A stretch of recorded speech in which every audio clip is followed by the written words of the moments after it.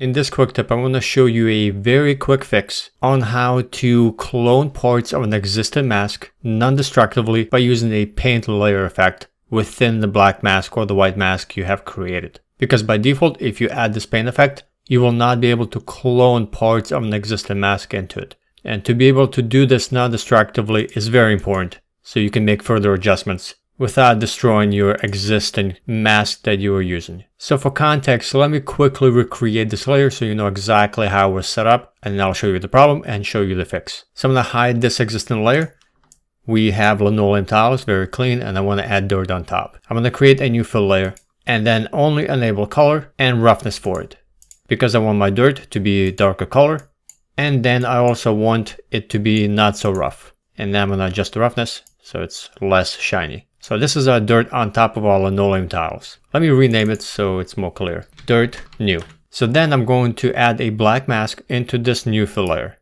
So we hide everything. Into this black mask, I'm going to add a fill effect. So we can add a grunge texture on top to reveal the dirt. I'm going to right click on the black mask and choose add fill effect. And then into the grayscale of this fill effect, I'm going to drag a grunge texture. So I'm going to switch over to textures and search for grunge. I already have one in mind just for this tutorial, and it's grunge dirt thin. So we're going to take this grunge texture and drag it into the grayscale property to reveal the dirt. So essentially we are hiding and unhiding parts of this fill layer, this dirt new, using this grunge texture that defines the visibility. Let me adjust the balance so we can see a lot more clear.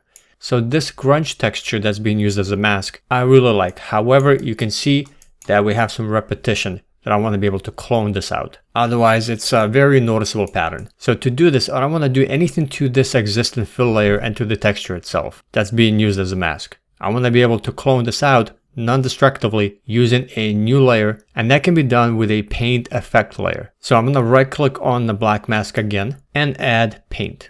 So with this just by itself, I could paint things in and out. So if I switch over to the paint tool, click one, I can use black or white values.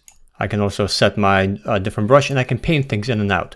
I don't want to do that. I actually just want to clone existing information on top of our grunge dirt fill effect that I have below. So I'm going to switch over to clone tool, which is right here. Shortcut key is 6. I can hold down V, left click to sample an area that I want to begin to clone from, and then hover my brush over an existing area and begin to paint. However, you can see that I'm sampling this area on the left, but I'm not painting anything on the right where I'm left clicking with my brush, with my clone stamp tool brush. The information is actually being painted, but we don't see it and it looks like it's not working. So to fix this, you need to take the paint layer effect you added and change the blend mode from normal to pass through. And as soon as you do, you can see that the information I just painted or cloned appeared. And once you make that adjustment, you can now clone stamp from one area to another. So if I hold V, left click, sample a new area to stamp from, hover my mouse somewhere else, left click and drag, you can see that I am beginning to make adjustments and cloning areas from one part of the grunge texture mask that we added and adding information into the paint layer non-destructively. I can go ahead and hide the visibility of it and making adjustments non-destructively. We can always come back to and even turn down the opacity for it. So that's how you fix this.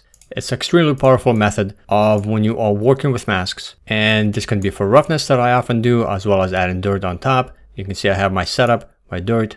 Here's the original, the one that I just showed you, has a lot of repetition, and then with that paint fix, with the paint layer effect on top, changed to pass through.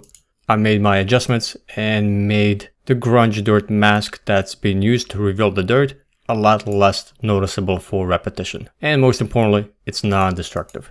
If you like this quick tip and you found it helpful, then take a look at Substance 3D Painter Essentials tutorial course. This will show you how to begin texturing using Substance Painter, and you can download this tutorial course right now.